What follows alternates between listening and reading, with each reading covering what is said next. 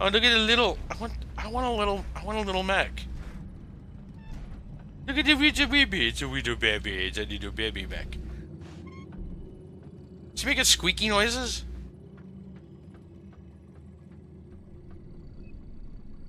Tell me that is like a pet.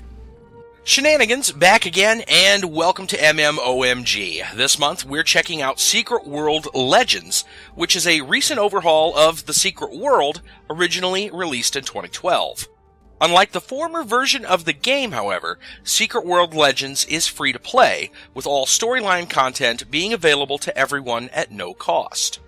According to the game's website, Secret World Legends is a shared world action RPG, and it seems they're intentionally trying to steer away from the term MMO. For this particular title, I can kind of see why they might want to distance themselves from the term, but I'll get into that a little later. Just know that in terms of general gameplay, Secret World Legends has all the features of an MMORPG, such as character levels, skills, customization, equipable items, quests, groups, dungeons, raids, and much more. The game takes place in an alternate, modern or near-future version of Earth, where secret societies struggle to battle and often manipulate the power of various ancient entities, magics, and artifacts. Fans of The X-Files, National Treasure, and H.P. Lovecraft should all feel right at home here, as you join one of three available organizations, that of the Illuminati, the Templars, or the Dragon, at character creation. Speaking of which, character creation and visual customization is more akin to Champions Online than, say, World of Warcraft. Everyone plays a human, and a lot of your visual customization comes from your wardrobe options.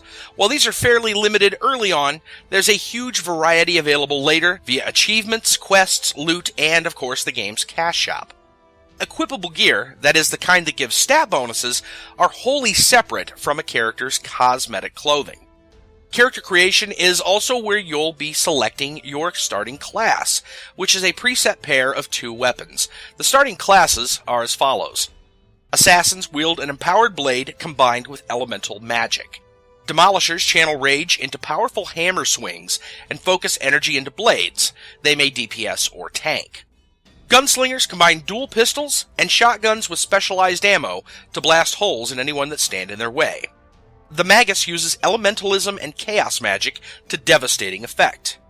Mercenaries attack at range with assault rifles, relying on their fists to finish the job in melee. They may DPS or heal. Punishers blast enemies at a distance with shotguns, finishing up those that remain with their powerful hammers. They may DPS or tank.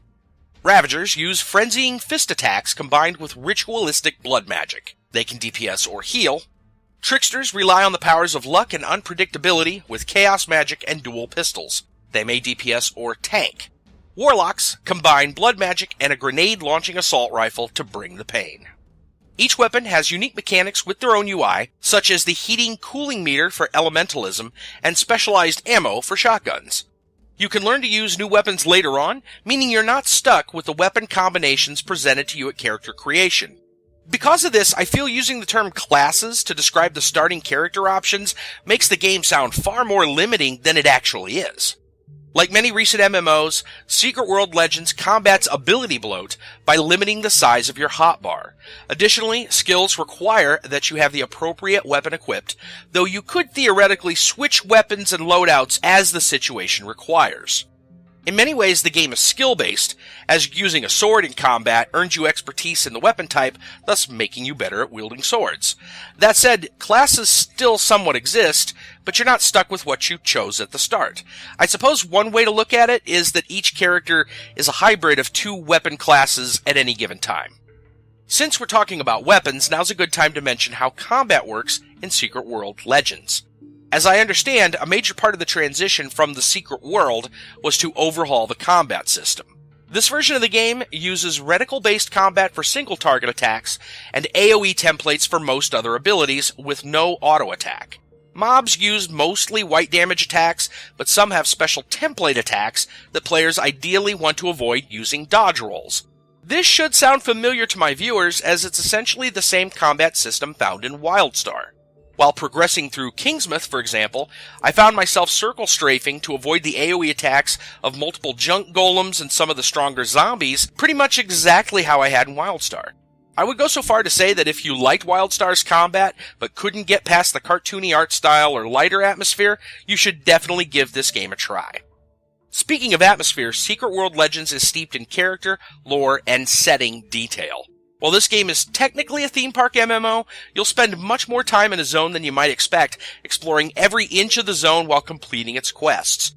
Every main mission you receive opens with a cutscene that brings the NPC offering the quest to life, often complete with some personal backstory. NPCs are given far more attention here than in most MMOs, turning them into full-fledged characters with their own goals, opinions, history, and personality.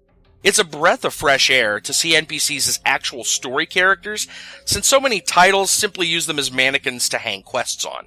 Even the optional dialogue lines are fully voiced, adding to the immersion that you are interacting with a fleshed-out character. Quests, much like NPCs, are often more involved than what you may be accustomed to from other titles. The vast majority of missions are multi-staged affairs or even quest chains in themselves, having you complete a number of objectives before actually being finished. Additionally, missions are categorized, and there's a limit to how many of each mission type you can actively be working on. While the usual kill, collect, and escort quest tropes are present, Secret World Legends takes things a step further by adding in a variety of puzzles. Of particular note are the investigation missions, which provide little to no hand-holding and require players to piece together clues to progress.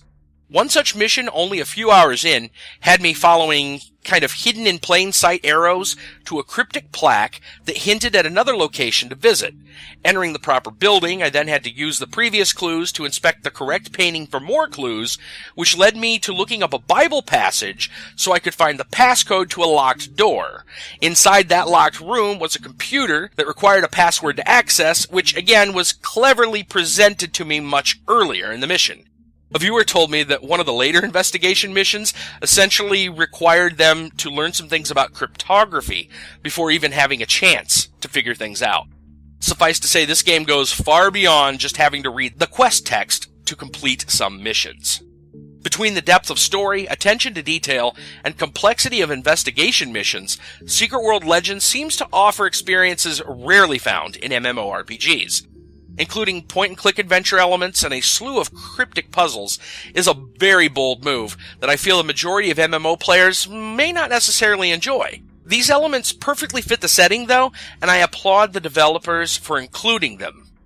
As for personal progress in this game, I chose to play a trickster as I wanted to experience tanking in group play later on. After about 16 hours of gameplay, I'm working my way to the north end of Kingsmouth and purchasing tank skills as I hope to try the game's first dungeon very soon. That's about all I have time for in this video, but in the coming weeks, I hope to cover gear upgrades, active and passive skills, dungeons, challenges, and more. Join me in-game or watch live Sundays through Wednesdays starting between 9 and 10 p.m. Eastern on Twitch, YouTube, Mixer, and Smashcast. Remember to follow me on Twitter to get updates on everything I post. Thanks so much for watching, and as always, take care, guys.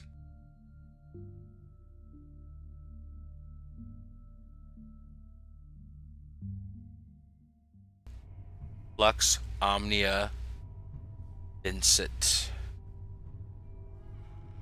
Lux means light. Is it CIT?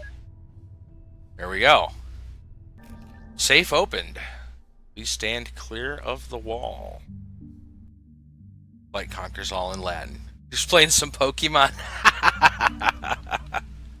Nice. To be honest, I'm no Latin major. I know Lux means light because of, oh shoot, the Minecraft mod, Thaumcraft. Terrible, isn't it? We don't know Latin, we know video games. And the video games apparently know Latin.